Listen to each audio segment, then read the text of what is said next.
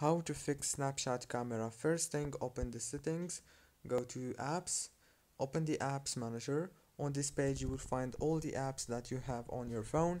All what you have to do is very simple. Scroll until you find Snapchat and then click on it.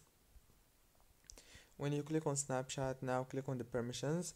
Make sure to enable all the permissions right here, especially the camera permission. Go back and then click on the storage, click on clear data and then go back, click on the power usage details, click down here on force stop to stop the app, and now go back into the settings of your phone. Go to the wireless and networks, go to the airplane mode, enable it and disable it again like this. And the last thing you want to do is make sure that you have the latest version of Snapchat. If you don't have, then you have to update it in the Play Store or the App Store if you have iPhone.